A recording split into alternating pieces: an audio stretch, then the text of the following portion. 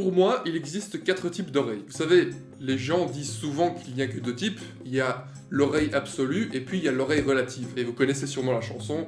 L'oreille absolue, c'est le fait de pouvoir reconnaître une note de but en blanc quand on l'entend. Par exemple, là, c'est un la. Quelqu'un qui a l'oreille absolue serait en mesure de dire que c'est un la directement. Et il y a un autre type d'oreille qui est l'oreille relative, que beaucoup de gens connaissent aussi. C'est le fait de pouvoir reconnaître n'importe quelle note en ayant une note de référence. Et donc là, on a un très beau bruit de foreuse. Et si j'ai mon ré qui fait pas, on a une foreuse qui est en si bémol parce que ça fait pas. Et donc, c'est une tierce majeure de différence. Et c'est ça l'oreille relative. Bah jusqu'ici, rien de nouveau sous le soleil quoi. Mais si je vous disais que selon moi, il existe au moins 4 types d'oreilles. C'est pour ça qu'aujourd'hui, on va s'atteler à voir le 3e type d'oreille. Générique. 3, 2, 1, let's jam. La musie est une déformation du cerveau dont les effets ont été décrits en premier par Grant Allen, un écrivain britannique né en 1848. C'est à l'âge de 30 ans, en 1878, qu'il explique son incapacité à différencier les... Oh mon dieu, on se fait chier! Si vous voulez regarder une conférence qui va dans les détails sur des informations comme ça, il y a un lien dans la description. C'est une conférence qui est extrêmement intéressante. Et il y a également autre chose dans la description. L'e-book gratuit que je rabâche à chaque vidéo, qui parle d'improvisation, de théorie, la paix dans le monde, et toutes ces choses. Voilà. Du coup, ici, tout ce qu'on a à savoir, c'est que le 3e type d'oreille, c'est l'amusie, ou c'est une oreille amusique, d'une personne qui est amusique. C'est une façon d'écouter qui ne va pas permettre de faire la différence entre, par exemple, cette mélodie et cette mélodie. Donc la perception des notes de quelqu'un qui est amusique est vraiment altérée par rapport à celle de quelqu'un qui a l'oreille absolue ou l'oreille relative. Je parlais de l'amusie comme d'un type d'oreille, mais évidemment, comme pour l'oreille absolue, c'est plus une façon dont le cerveau est fait. C'est pas vraiment dans l'oreille que ça se passe, c'est dans le cerveau. De ce que j'ai compris de la musique, c'est que c'est une déformation du cerveau qui rend la musique assez désagréable. Et parfois même dans les pires cas, ça rend la musique comme un bruit de fond inintelligible en fait. Mais apparemment, c'est pas quelque chose qui touche tous les amusiques. Il y a même un amusique mélomane qui aurait écrit un livre sur le sujet, sur son rapport avec la musique et sa maladie.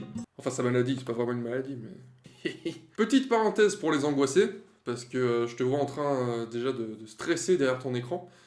Si vous avez peur d'être amusique, si vous pensez que vous l'êtes, ou si vous pensez qu'un proche l'est, il y a un test, le MBEA ça s'appelle, qui se trouve dans la description, qui est une batterie de tests montréalaise, je sais pas quoi. Donc c'est un centre de recherche qui met ce test à disposition pour vous permettre de savoir si vous êtes amusique ou non. Si tu es tombé sur cette chaîne et que tu es musicien, normalement ça devrait aller. Alors du coup, j'ai pas envie de rentrer dans les détails techniques, mais j'ai quand même envie de te donner le vertige que j'ai eu quand j'ai fait mes petites recherches. Quand on regarde cette conférence, on apprend que le seuil à partir duquel une personne amusique commence à galérer, c'est le demi-ton. Donc une personne amusique a du mal à différencier la différence entre ça et ça. Et là, je parle dans un contexte non musical dans la conférence. On voit clairement qu'elle utilise un bip, elle le dit. Donc c'est même pas le contexte musical, et la personne à musique a déjà du mal à faire la différence entre deux sons séparés par un demi-ton. Autant vous dire que si ça paraissait un peu bizarre d'écouter de la musique dans ce genre de conditions, je vous dis pas pour le fait d'en jouer. Donc quand on creuse un peu, on se rend vite compte que le rythme c'est compliqué aussi, le timbre c'est compliqué aussi. Si tu ne sais pas ce que c'est le timbre, je ferai sûrement une vidéo bientôt dessus. Ne t'inquiète pas. Si j'ai bien compris, c'est le cerveau des amusiques qui est fait d'une telle façon qu'il traite les informations avec une certaine lenteur par rapport à un cerveau normal, quoi. Et donc n'hésitez pas à voir la conférence, elle explique tout ça beaucoup mieux que moi. Et elle explique aussi les processus par lesquels l'information musicale passe avant de chanter, notamment. Elle nous explique pourquoi est-ce qu'on chante faux, pourquoi est-ce que toi, derrière ton écran, là, tu chantes faux. Non mais voilà, plus sérieusement... pendant mes recherches, j'ai vu personne se pencher vraiment sur l'harmonie. J'ai vu que il y avait des gens qui avaient du mal avec l'harmonie, mais c'était pas quelque chose qui était exploité en détail. Dans les tests, on ne montrait que des mélodies en fait, et jamais on essayait d'aller dans les accords. Pourtant, ce serait intéressant de voir l'effet des accords sur les personnes à musique. Parce que par exemple, cet accord comporte 2 notes qui sont séparées par un demi-ton. Donc, est-ce que cet accord sonne de la même manière que cet accord ?